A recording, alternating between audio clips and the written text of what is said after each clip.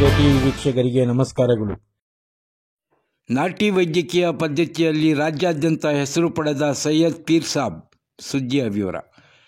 ಮುಳಬಾಗಿಲು ತಾಲೂಕಿನ ದುಕ್ಕಿಸಂದ್ರ ಹೋಬಳಿ ನಿಚ್ಚನಗುಂಟೆ ಗ್ರಾಮದಲ್ಲಿ ಬಾಬಾ ಸಾಬ್ರವರ ಪಾರಂಪರಿಕ ನಾಟಿ ವೈದ್ಯರ ಮೂರನೇ ಮಗನಾದ ಸೈಯದ್ ಪೀರ್ ಸಾಬ್ ವ್ಯವಸಾಯ ಮಾಡಿಕೊಂಡು ತನ್ನ ತಂದೆಯ ನಾಟಿ ವೈದ್ಯಕೀಯ ಪದ್ಧತಿಯನ್ನು ಅನುಸರಿಸಿಕೊಂಡು 1982ರಿಂದ ಪ್ರಾರಂಭಿಸಿಕೊಂಡು ಸಾವಿರಾರು ರೋಗಿಗಳಿಗೆ ಚಿಕಿತ್ಸೆ ಕೊಟ್ಟು ಗುಣಮರಾಗಿರಿಸಿಕೊಂಡು ಬಂದ ಫಲ ಇವರಿಗೆ ಸಿಗುತ್ತದೆ. ನಾಟಿ ವೈದ್ಯರಾದ ಸೈಯದ್ ಪೀರ್ ಸಾಬ್ರವರು ಮುಳಬಾಗಿಲಿನ ನಿಚ್ಚನಗುಂಟೆ ಗ್ರಾಮದಿಂದ ಕೋಲಾರ ಚಿಕ್ಕಬಳ್ಳಾಪುರ ರಸ್ತೆಯ ರೈಲ್ವೆ ಕೆಳ ರಸ್ತೆಯ ಪಕ್ಕದಲ್ಲಿರುವ ನಿಸಾರ್ ನಗರದಲ್ಲಿ ಈಗ ವಾಸವಿದ್ದು ಪಾರಂಪರಿಕ ನಾಟಿ ವೈದ್ಯರಾಗಿ ಸೇವೆ ಸಲ್ಲಿಸುತ್ತಿದ್ದಾರೆ. ಇವರ ಸೇವೆಯನ್ನು ಗುರುತಿಸಿ ಕರ್ನಾಟಕ ರಾಜ್ಯ ನಾಟಿ ವೈದ್ಯರ ಸಂಘದಿಂದ ಪ್ರಶಸ್ತಿಗಳನ್ನು ಕೊಟ್ಟಿದ್ದಾರೆ. ಅರಣ್ಯ ಇಲಾಖೆಯವರಾದ ಕೋಲಾರ ಜಿಲ್ಲೆಯ ಅಧಿಕಾರಿಗಳು ಕೂಡ ಇವರನ್ನು ಸನ್ಮಾನಿಸಿ ಗೌರವ ನೀಡಿದ್ದಾರೆ.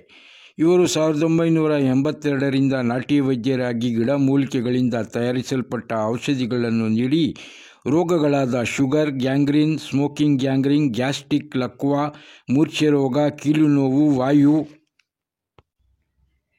ಕಿಡ್ನಿ ಸ್ಟೋನ್, ಕ್ಯಾನ್ಸರ್, ಹೆಂಗಸರಿಗೆ ಬಿಳಿ ಸೆರಗು ರೋಗ, ಪೈಲ್ಸ್, ಮೂಲವ್ಯಾಧಿ, ಮಕ್ಕಳದಿಲ್ಲಿರುವವರಿಗೆ ಸಂತಾನ ಭಾಗ್ಯ, ಮುಟ್ಟು ನಿಲ್ಲುವುದು, ಜಾಂಡೀಸ್, ಕಾಮಾಲೆ ರೋಗ, ಮಕ್ಕಳ ಮಂಜಿ ರೋಗ, ಚರ್ಮ ರೋಗಗಳಾದ ಗಜ್ಜಿ, ಕಪಾರಣಿ, ಸೋರೆಸಿಸ್ ಇನ್ನೂ ಹಲವು ಬಗೆಯ ಕಾಯಿಲೆಗಳಿಗೆ ಗಿಡಮೂಲಿಕೆಗಳಿಂದ ತಯಾರಿಸಲ್ಪಟ್ಟ ಶುದ್ಧ ನಾಟಿ ವೈದ್ಯಕೀಯ ಪದ್ಧತಿಯಿಂದ ರೋಗಿಗಳಿಗೆ ಚಿಕಿತ್ಸೆ ನೀಡಿ ಗುಣಪಡಿಸುವುದು ಕೀರ್ತಿ ಇವರದಾಗಿರುತ್ತದೆ. ಪೀರ್ ಸಾಬ್ ನಾಟಿ ವೈದ್ಯರ ಬಳಿ ಬಂದು ಚಿಕಿತ್ಸೆ ಪಡೆದುಕೊಂಡು ಗುಣಮುಖರಾಗಿ ಹೋದ ರೋಗಿಗಳು ಇವರ ಚಿಕಿತ್ಸೆಯನ್ನು ಕಂಡು ಕೊಂಡಾಡಿದ್ದಾರೆ. ದೇವರು ಇವರಿಗೆ ಹೆಚ್ಚು ಆಯಸ್ಸು ನೀಡಿ ಇನ್ನೂ ಅನೇಕ ಹೆಚ್ಚು ರೋಗಗಳಿಗೆ ಚಿಕಿತ್ಸೆ ನೀಡಲೆಂದು ಶುಭ ಹಾರೈಸಿದ್ದಾರೆ.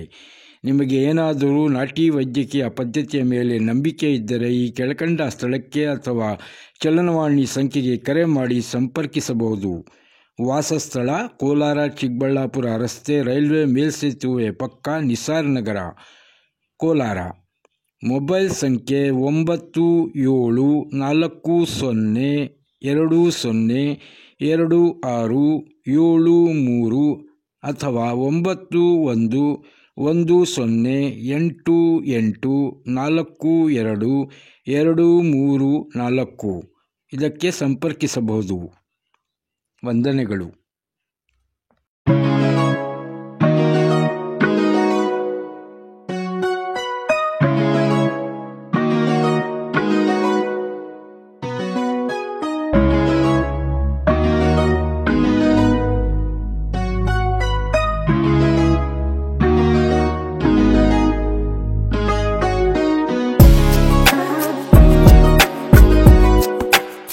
ನಮಸ್ಕಾರ ಡಾಕ್ಟ್ರೇ. ನಮಸ್ತೆ ಸರ್. ಹೇಗಿದ್ದೀರಾ? ಚೆನ್ನಾಗಿದ್ದೀರಲ್ಲ. ನಿಮ್ಮ ಸಂಜೆ ಕಾಫಿ ಟೈಮು.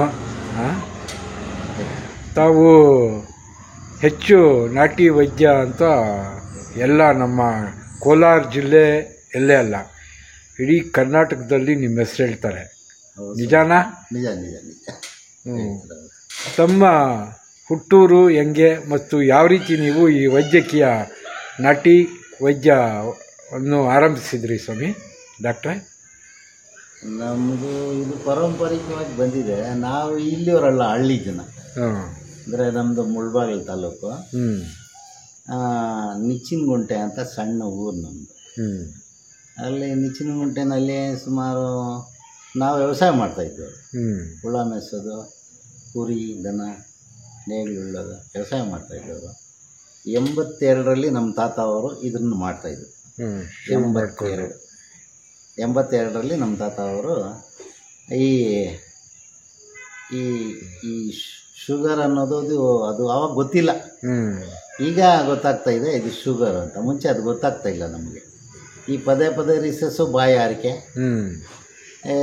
ಹೊಟ್ಟೆ ಉಬ್ಬರ, ಮೋಷನ್ಸ್ ಪ್ರಾಬ್ಲಮ್ಮು ಇದೆಲ್ಲ ನೋಡ್ತಾ ಇದ್ರು ನಮ್ಮ ತಾತ ಅವರು. ಈಗ ಶುಗರ್ ಅಂತ ಕನ್ಫರ್ಮ್ ಆಗಿದೆ. ಮುಂಚೆ ಅದು ಏನಾಗಿದೆ ಅನ್ನೋದು ಗೊತ್ತಿಲ್ಲ, ನೋಡ್ತಾ ಇದ್ವಿ. ಮತ್ತು ಸ್ಟೋಪ್, ಲಕ್ವ ಅದನ್ನು ನಮ್ಮ ತಾತ ಅವ್ರು ನೋಡ್ತಾ ಇದ್ರು. ಮೂರನೇದು ಗ್ಯಾಂಗ್ರೀನ್ ವಿಶೇಷವಾಗಿ. ಅದನ್ನು ನಮ್ಮ ಹಳ್ಳಿನಲ್ಲಿ, ನಮ್ಮ ಬಾರ್ಡ್ರ್ ನಮ್ಮದು ಈ ಯಾವ್ದು ಬಾರ್ಡ್ರು, ಕರ್ನಾಟಕ ಮತ್ತು ಆಂಧ್ರ 3-4 ಕಿಲೋಮೀಟ್ರಲ್ಲಿ ತೆಲುಗು. ಅದರಲ್ಲಿ ಏನಂತ ಇದ್ರು ಅಂದರೆ gangrene sugar, gangrene, smoking gangrene. ಈಗ ಮುಂದೆ ಇದಕ್ಕೆ ಏನು ಹೇಳ್ತಾ ಇದ್ರು ಅಂದರೆ ಮಂಟು ತಾಕಡ ಅನ್ನೋದು ನಮ್ಮ ಏರಿಯಾದಲ್ಲಿ. ಇದಕ್ಕೆ ಹೆಸರು ಹಂಗಿದ್ದು, ಇದರ ಹೆಸರು ಮಂಟು ತಾಕಡ. ಮಂಟು ತಾಕಡ ಅಂದರೆ ಏನು ತೊಂದರೆ ಆಗುತ್ತೆ ಅಂದರೆ ಉರಿ ಮತ್ತು ನೋವು, ಮತ್ತು ಉರಿ ಮತ್ತು ನೋವು, ರಾತ್ರಿ ನಿದ್ದೆ ಬರೋದಿಲ್ಲ, ಆಮೇಲೆ ಕಾಲು ಕೊಲ್ತೋಗೋದು, ವಾಸನೆ ಬರೋದು, ಇರೋಕ್ಕಾಗ್ತಾ ಇರಲಿಲ್ಲ. ಅದನ್ನು ನಮ್ಮ ತಾತ ಅವರು ಮಂಟು ತಾಕಡ ಅಂತ ಆ ಕಾಲಲ್ಲೇ ನೋಡ್ತಾ ಇದ್ರು. ಆಮೇಲೆ ಅದು ಈಗ ಗ್ಯಾಂಗ್ರೀನ್ ಅಂತ ಅದೇ ಹೆಸರು. ಇದು ಗ್ಯಾಂಗ್ರೀನಲ್ಲಿ ನಮ್ಮ ಅಂಗಡಿ ಸ್ಪೆಷಲ್ ಅಂತ ಹೇಳ್ತಾರೆ. ನಮ್ಮ ಜಿಲ್ಲೆಯಲ್ಲಿನೂ ಹೇಳ್ತಾರೆ, ಬೇರೆ ಜಿಲ್ಲೆಗಳವರು ಶುಗರ್ ಗ್ಯಾಂಗ್ರೀನ್ಗೆ ಒಳ್ಳೆ ಅಂಗಡಿ ಅಂತ ಹೇಳ್ತಾರೆ. ಅದು ನಮ್ಮ ತಾತ ಅವರ ಅನುಭವ 82ರಲ್ಲಿ. ಆಮೇಲೆ ಅವರು 82ರಲ್ಲಿ ಎಣ್ಣಲ್ಲಿ ಅವ್ರು ತೀರ್ಕೊಂಡ್ರು, ನಮ್ಮ ತಾತ ಅವರು. ಆಮೇಲೆ ಬರೋರೆಲ್ಲ ನಮ್ಮ ಅಪ್ಪ ಅವ್ರಿಗೆ ಹೇಳ್ತಾ ಇದ್ರು, ಅಯ್ಯೋ ನಿಮ್ಮಪ್ಪ ಅವ್ರು ಇಂಥ ಔಷಧಿ ಮಾಡಿಕೊಡ್ತಾ ಇದ್ರು, ನಮ್ಗೆ ವಾಸಿ ಆಗ್ತಾ ಇತ್ತು, ನೀವು ಮಾಡಿಕೊಡಿ ಅಂತ. ಆವಾಗ ಆವಾಗ ನಮಗೆ ಬಸ್ಸುಗಳಿಲ್ಲ ಅಲ್ಲಿ 82ರಲ್ಲಿ. ಬೆಳಗ್ಗೆ ಒಂದು ಬಸ್ಸು, ಸಂಜೆ ಒಂದು ಬಸ್ಸು. ಆ ಜನ ಕಷ್ಟ ಬೀಳೋದು ನೋಡಿ ನಮ್ಮ ಅಪ್ಪ ಅವ್ರು ಏನು ಮಾಡ್ತಾ ಇದ್ರು ಅಂದರೆ 15 ಕಿಲೋಮೀಟರ್ ಮುಳ್ಬಾಗಲು ನಡ್ಕೊಂಡು ಹೋಗಿ, ಆಗ ಗಾಡಿಗಳಿರಲಿಲ್ಲ, ಬಸ್ಸು ಇರಲಿಲ್ಲ, ನಮ್ಮೂರಿನಲ್ಲಿ ಕರೆಂಟು ಇರಲಿಲ್ಲ. 15 ಕಿಲೋಮೀಟರ್ ನಡ್ಕೊಂಡೋಗಿ ಅವರು ಬಂದು ಎಷ್ಟಾಗುತ್ತೆ ಅಂತ ಹೇಳಿದರೆ ಆವಾಗ ಆಗ್ತಾ ಇದ್ದಿದ್ದು 1 ರೂಪಾಯಿ, 2 ರೂಪಾಯಿ, 5 ರೂಪಾಯಿವರೆಗೂ ಆಗ್ತಾ ಇತ್ತು. ಅಷ್ಟು ಕಾಸು ಅವ್ರು ಕೊಟ್ರೆ ಇವರು ಮುಳ್ಬಾಗ್ಲಿಗೆ 15 ಕಿಲೋಮೀಟರ್ ಹೋಗಿ ನಡ್ಕೊಂಡ್ಬಂದು ಔಷಧಿ ತಯಾರು ಮಾಡಿಕೊಡ್ತಾ ಇದ್ರು. ಅವರು ಒಂದು ದಿವಸ ಅಲ್ಲೇ ಇದ್ದು ತಗೊಂಡೋಗ್ತಾ ಇದ್ರು ಅದನ್ನು. ಆಮೇಲೆ 2012ವರೆಗೂ ನಮ್ಮಪ್ಪ ಅವರು 2012ವರೆಗೂ 2001ವರೆಗೂ ಚೆನ್ನಾಗಿದ್ರು ನಮ್ಮಪ್ಪ ಅವರು. 2001ರಲ್ಲಿ ಸ್ವಲ್ಪ ಕಣ್ಣು ಕಾಣೋದು ಕಡಿಮೆ ಆಯಿತು, ವಯಸ್ಸಾಗಿಬಿಟ್ಟಿತ್ತು ಅವರಿಗೆ. ಆಮೇಲೆ ನಮ್ಮಪ್ಪನಿಗೆ ಗೊತ್ತಾಗ್ತಾ ಇಲ್ಲ. ಫಿಕ್ಸು ಅಂತ ಹೇಳಿದ್ರು ನಮ್ಮಪ್ಪನಿಗೆ, ಅಯ್ಯೋ ಸ್ವಾಮಿ ಇದು ಬೆಂಗಳೂರಿಗೆ ಹೋಗಿ ಅನ್ನೋದು, ಮೋರ್ಚಾ ಅಂದರೆ ನಾನು ನೋಡ್ತೀನಿ ಅನ್ನೋದು, ಸ್ಟೋಕ್ ಅಂದರೆ ನಮ್ಮಪ್ಪಗೆ ಗೊತ್ತಾಗ್ತಾ ಇಲ್ಲ, ಅಯ್ಯೋ ಸ್ವಾಮಿ ಇದಾಗಲ್ಲ ಬೆಂಗಳೂರಿಗೆ ಅನ್ನೋದು, ಲಕ್ವ ಅಂದರೆ ಆಗುತ್ತೆ ಅನ್ನೋದು, ಗ್ಯಾಂಗ್ರೀನ್ ಅಂದರೆ ಗೊತ್ತಾಗಲ್ಲ ಅಂತ ಇದ್ರು, ಮಂಟು ತಾಕಡ ಅಂದರೆ ಗೊತ್ತು ಅನ್ನೋದು. ಆಮೇಲೆ ನಾನು ನೋಡಿದೆ, ನಾನು ಜಾಸ್ತಿ ಇಂಟ್ರೆಸ್ಟ್ ತೊಗೊಳ್ತಾ ಇರಲಿಲ್ಲ. ಆಮೇಲೆ ನಮ್ಮಪ್ಪ ಸ್ವಲ್ಪ ಕನ್ಫ್ಯೂಸು, ಒಂದು ಕಣ್ಣು ಸ್ವಲ್ಪ ಅವರು ವಯಸ್ಸಾಗಿ ಕಣ್ಣು ಕಾಣಿಸೋದು ಸ್ವಲ್ಪ ಕಡಿಮೆ ಆಯಿತು. ಆಮೇಲೆ ಬಂದವರೆಲ್ಲ ಹಣ ಸ್ವಲ್ಪ ಹೇಳಿ ಅಂತ ನನಗೆ ಹೇಳೋರು. ಆಮೇಲೆ ನಾನು ಏನು ಮಾಡಿದೆ ಅಂದರೆ 2001ರಲ್ಲಿ ನಾವು ಕೋಲಾರಿಗೆ ನಮ್ಮ ಹಳ್ಳಿ ಬಿಟ್ಟು ಶಿಫ್ಟ್ ಆಗಿಬಿಟ್ವಿ. ಇಲ್ಲಿ ಜನ ಬರೋದು ಸ್ವಲ್ಪ ಜಾಸ್ತಿ ಆದರು, ಆ ಕಡೆಯಿಂದ ಹಳ್ಳಿಗಳವರೆಲ್ಲ ಬರೋದು ಜಾಸ್ತಿ ಆದರು. ಮತ್ತು ಅವ್ರು ನೋಡಿ ನಮ್ಮ ಕೋಲಾರವರು ಬರೋಕ್ಕೆ ಸ್ಟಾರ್ಟ್ ಮಾಡಿದರು. ನಮ್ಮ ಅಪ್ಪ ಅವ್ರು ಬಿಟ್ಬಿಟ್ಟು ನನ್ನ ವೈದ್ಯ ಅಂದ್ಕೊಂಡ್ರು. 2012ವರೆಗೂ ನಮ್ಮಪ್ಪ ಹೇಳ್ಕೊಡೋದು, ಅವ್ರಿಗೆ ಸ್ವಲ್ಪ ಕಣ್ಣು ಕಾಣಿಸಿದ್ರೆ ಹೆಲ್ಪ್ ಮಾಡ್ತಾಯಿದ್ದೆ ನಾನು. 2012ರಲ್ಲಿ ನಮ್ಮಪ್ಪ ಅವ್ರು ತೀರ್ಕೊಂಡ್ರು. ಅಲ್ಲಿ ನಮ್ಮ ತಾತ ಫೇಮಸ್, ಎಲ್ಲಿ ನಿಚ್ಚನಗುಂಟೆ ಗ್ರಾಮದಲ್ಲಿ. ನಂತರ ಸ್ವಲ್ಪ ದಿವಸ ಆದಮೇಲೆ ನಮ್ಮಪ್ಪ ಫೇಮಸ್. ಇಲ್ಲಿ ಬಂದಿದ್ದ ಮೇಲೆ ನಮ್ಮಪ್ಪನ ಬಿಟ್ಬಿಟ್ಟು ನಾನು ವೈದ್ಯ ಅಂತ ಅಂದ್ಕೊಂಡ್ಬಿಟ್ಟಿದ್ದಾರೆ. ಆಮೇಲೆ ನಾನು ಕಲ್ತಿದ್ದು ನಮ್ಮ ಅಪ್ಪನ ಹತ್ರ. ಆಮೇಲೆ ನಮ್ಮಪ್ಪ 2012ರಲ್ಲಿ ತೀರೋದ್ರು.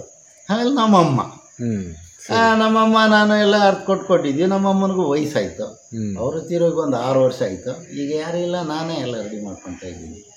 ಮುಂಚೆ ಅವರೆಲ್ಲ ತಂದು ಕೊಟ್ಟರೆ ಅರ್ಧ ಎಲ್ಲ ರೆಡಿ ಮಾಡ್ಕೊಡೋಕೆ ಒಂದು ದಿವಸ ಟೈಮ್ ತೊಗೊಳ್ತಾ ಇದ್ವಿ. ಈಗ ಯಾರು ಬಂದು ಇಲ್ಲಿ ಇರೋಕೆ, ಇದು ಸಣ್ಣ ಗ್ರಾಮ, ಇದು ಬಂದು ನಿಸಾರ್ ನಗರ್, ಚಿಕ್ಕಬಳ್ಳಾಪುರ ರೋಡು, ನಿಸಾರ್ ನಗರ, ಕೋಲಾರ, ವಾರ್ಡ್ ನಂಬರ್ 35. ನಾಟಿ ವೈದ್ಯ ಪೀರ್ ಸಾಬ್ ಅಂದರೆ ಇಡೀ ಜಿಲ್ಲೆಯಲ್ಲಿ ಹೇಳ್ತಾರೆ. ಕೆಲವ್ರು ಪಾಪ ಬಂದು ಇಲ್ಲಿ ಇರೋಕ್ಕೆಲ್ಲ ವ್ಯವಸ್ಥೆ ಇಲ್ಲ, ಇಲ್ಲಿ ಇರೋಕೆ.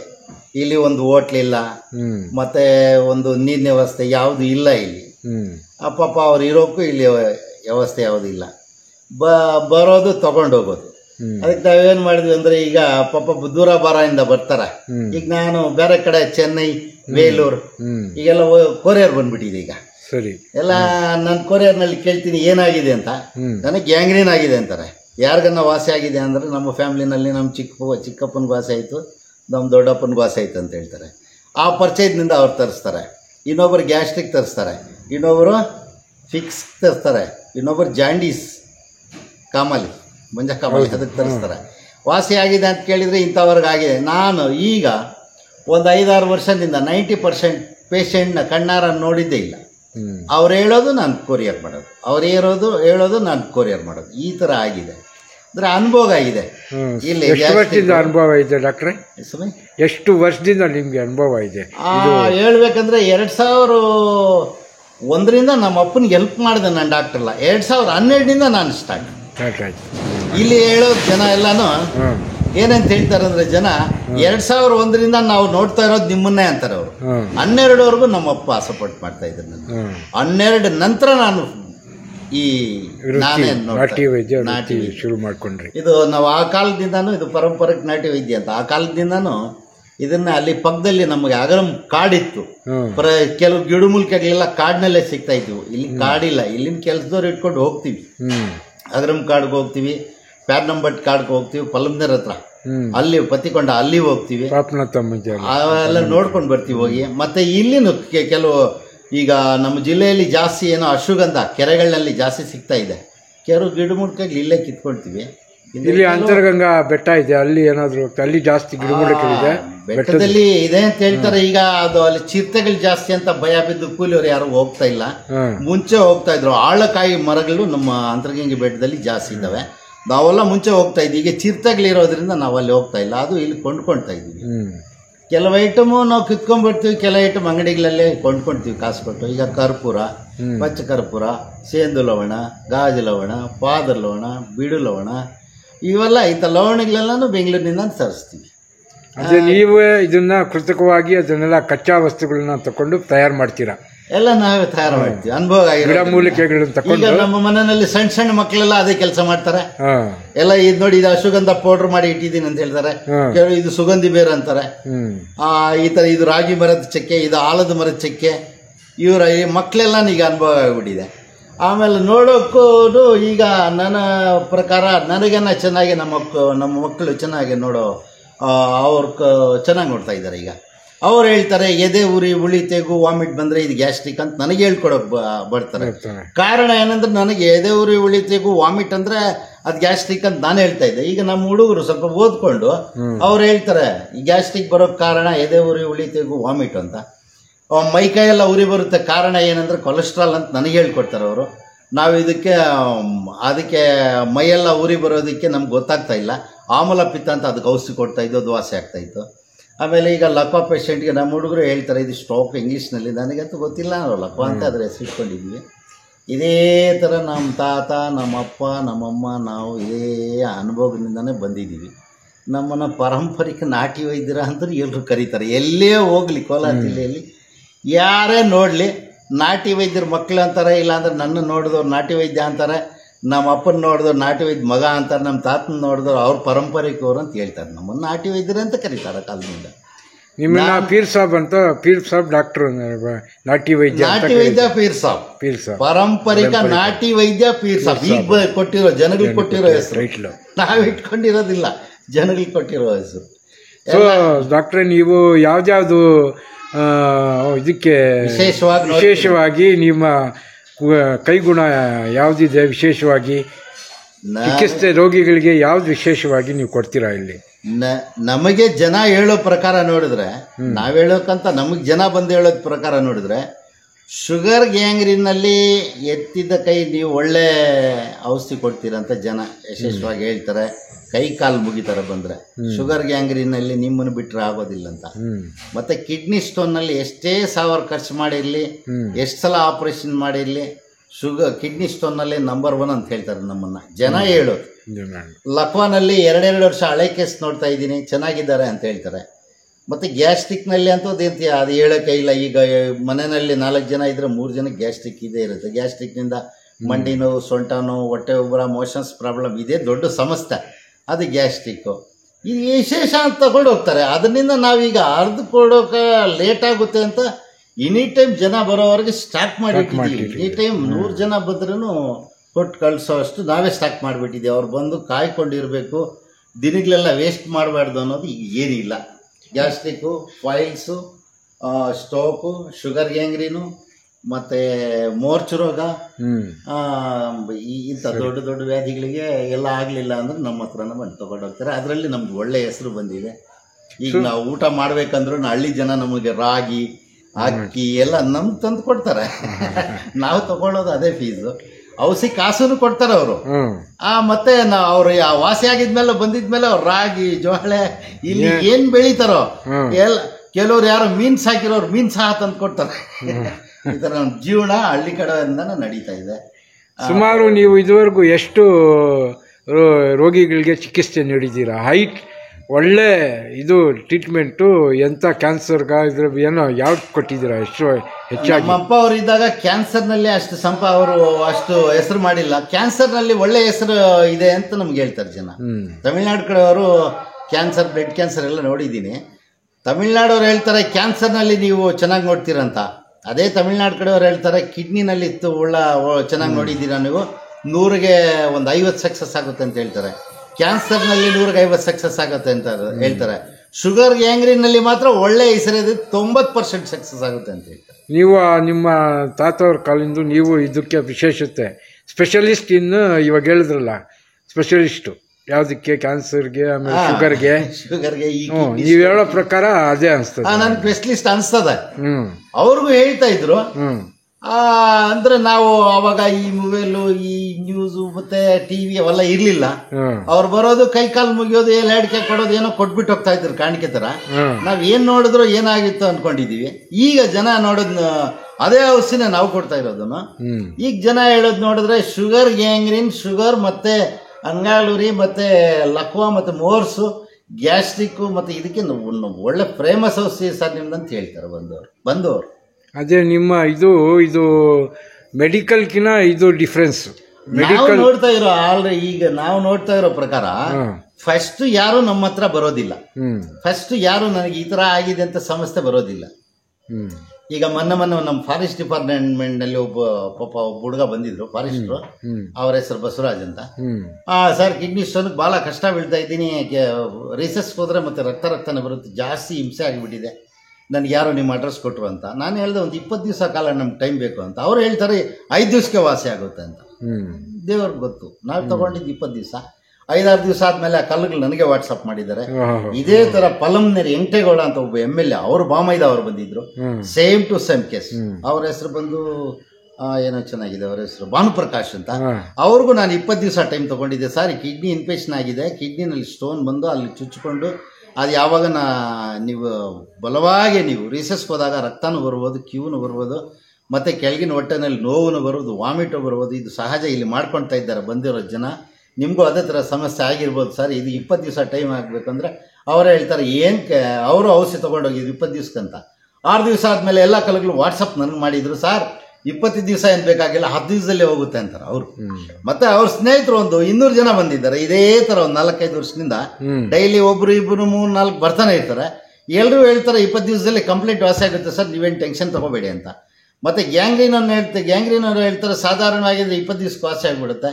ಅತಿ ಜಾಸ್ತಿ ಗ್ಯಾಂಗ್ರೀನ್ ಆಗಿ ಅತಿ ಜಾಸ್ತಿ ಬೆರ್ಲೆಲ್ಲ ಉದುರೋಗಿ ಆಮೇಲೆ ಅದು ವಾಸನೆ ಬಂದ್ಬಿಟ್ಟು ಆ ಥರ ಗ್ಯಾಂಗ್ರೀನ್ ಜಾಸ್ತಿ ಆಗಿಬಿಟ್ಟು 4-5 ಬೆರ್ಲು ಹೋಗ್ಬಿಟ್ಟಿದ್ರೆ ಅದು ಮತ್ತೆ ರೆಡಿ ಆಗೋಕ್ಕೆ 3 ತಿಂಗಳವರೆಗೂ ಟೈಮ್ ತೊಗೊಳ್ತದೆ. ಸಾಧಾರಣವಾಗಿ ಕಪ್ಪಾಗಿದ್ರೆ 20 ದಿವಸಕ್ಕೆ ವಾಸಿ ಆಗುತ್ತೆ ಅಂತ ಹೇಳ್ತಾರೆ ಬಂದವರು ಹೇಳ್ತಾರೆ.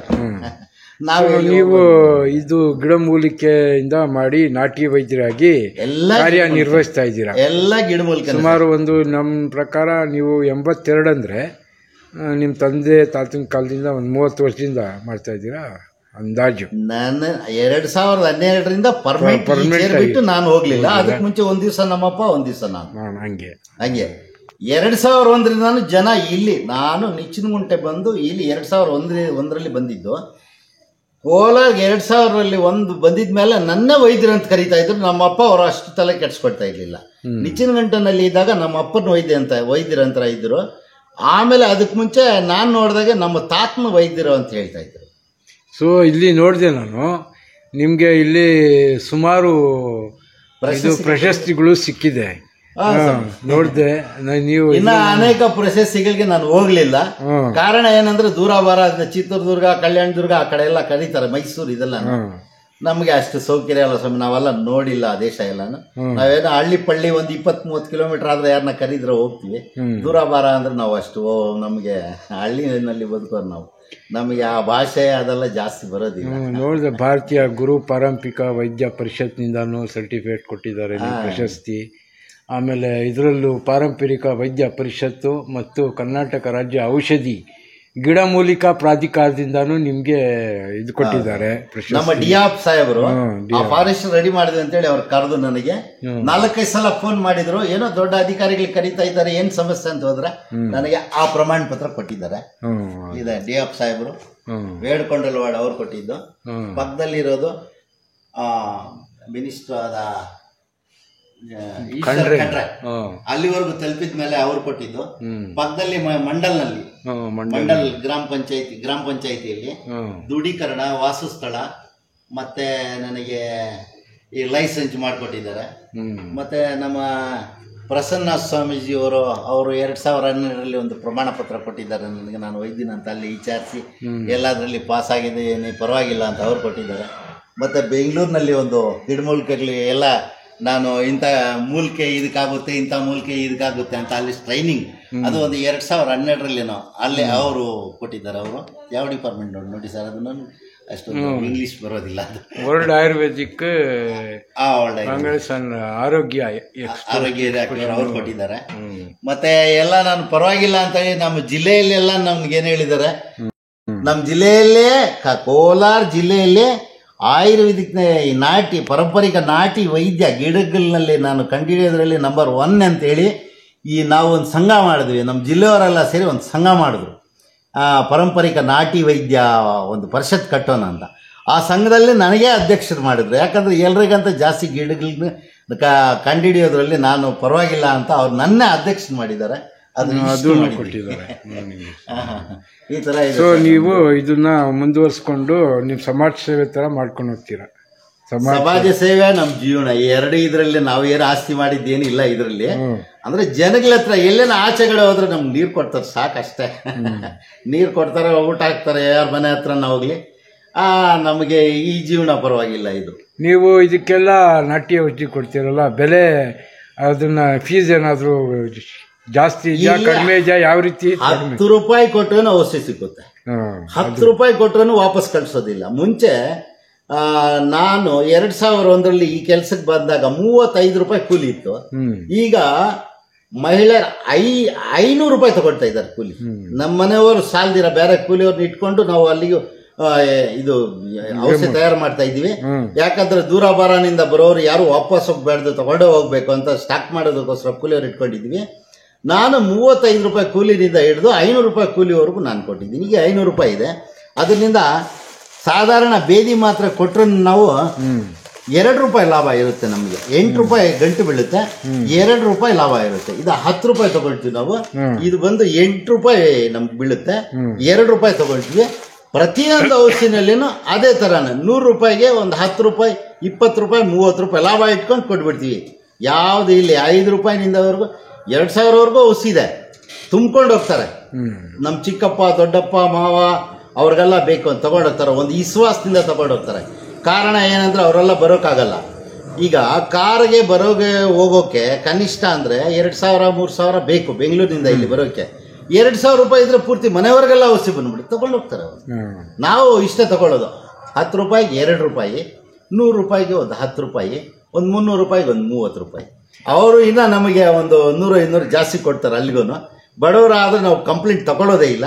ಶ್ರೀಮಂತರಾದರೆ 100-500 ಕೊಟ್ಟರೆ ನಾವು ಅದನ್ನು ಕೊಡ್ತೀವಿ. ಇವಾಗ ನೀವು ಇಷ್ಟು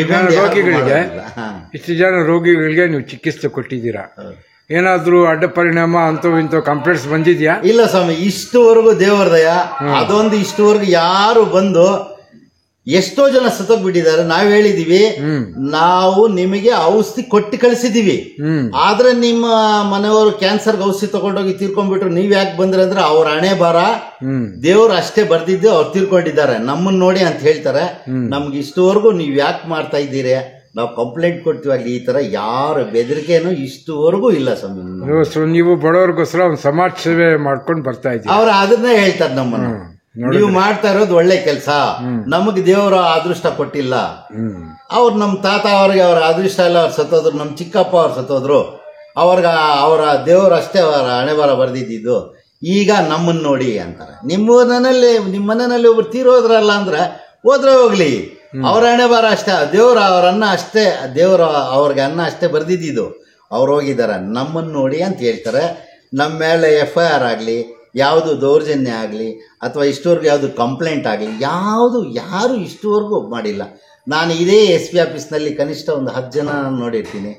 ಶುಗರ್ ಅವರು, ಮತ್ತೆ ಗ್ಯಾಸ್ಟ್ರಿಕ್ ಅವರು, ಮತ್ತೆ ಫೈಲ್ಸ್ ಅವರು. ಇದೇ ತಾಲೂಕು ಆಫೀಸ್ನಲ್ಲಿ ಒಂದು 10 ಜನ ನೋಡಿರ್ತೀನಿ. ಎಲ್ಲ ಫಾರೆಸ್ಟ್ ಡಿಪಾರ್ಟ್ಮೆಂಟ್ ಎಲ್ಲ ಆಫೀಸ್ನವರು ಬರ್ತಾರೆ. ಎಲ್ಲರೂ ತಗೊಂಡು ಹೋಗ್ತಾರೆ. ಇಷ್ಟವರೆಗೂ ನಮಗೆ ಯಾರು ನೀವು ಇಂಥವರು ಅಂತೂ ನಮಗೆ ಇಷ್ಟವರೆಗೂ ಯಾರು ಹೇಳಿಲ್ಲ. ಸೊ ನೀವು ಈ ಸಮಾಜ ಮುಂದುವರ್ಸ್ಕೊಂಡು ಹೋಗ್ತೀರಾ ಅಂತ ಗೊತ್ತಾಗ್ತಾ ಇದೆ. ಮುಂದೆ ಇದು ಅಡ್ರೆಸ್ ಎಲ್ಲಿರೋದು, ಯಾರಿಗೆ ಸಂಪರ್ಕಿಸಬಹುದಾದ ವಿಳಾಸ ನೀವು ಹೇಳ್ಬಿಡಿ. ಸ್ವಾಮಿ, ಇವು ನನ್ನ ಹೆಸರು ಪಾರಂಪರಿಕ ನಾಟಿ ವೈದ್ಯ ಪೀರ್ ಸಾಬ್.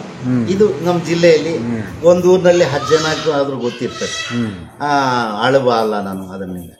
ಆಮೇಲೆ ನಮ್ಮ ಏರಿಯಾ ಇರೋದು ಮುಂಚೆ ನಿಚಿನ್ ಅಂತ, ಈಗಿರೋದು ಕೋಲಾರ ನಿಸಾರ್ ನಗರ ಅಂತ ಹೊಸ ಲೆವೆಟ್. ಸಂಗಂಡಳ್ಳಿ ಮಜರ ನಿಸಾರ್ ನಗರ್, ಇದು ಹೊಸ layout. Chikkaballapur road, ward number 35 ಅಂದ್ರೆ ಕೋಲಾರ. ಬಸ್ ಸ್ಟ್ಯಾಂಡಿಂದ ಈಗ BTS ಬಸ್ ಹಾಕಿದ್ದಾರೆ, 5 ರೂಪಾಯಿ ತಗೊಳ್ತಾರೆ. ಇಲ್ಲ ನಾವು ಆಟೋನಲ್ಲಿ ಬರ್ಬೇಕಂದ್ರೆ ಪ್ಯಾಸೆಂಜರ್ ಆಟೋ 10 ರೂಪಾಯಿನಲ್ಲಿ ಸಿಕ್ಕುತ್ತೆ.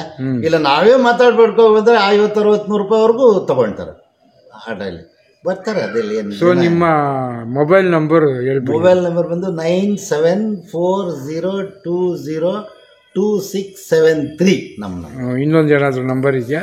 ಇದೆ, ಅದು ನನಗೆ ಅಷ್ಟೊಂದು ಐಡಿಯಾ ಇಲ್ಲ. ಈ ನಂಬರ್ ಎಲ್ಲ ಅದರಲ್ಲಿ ಇದೆ, ಎಲ್ಲರಿಗೂ ಇದೆ ನಂಬರ್ ಕೊಟ್ಟು.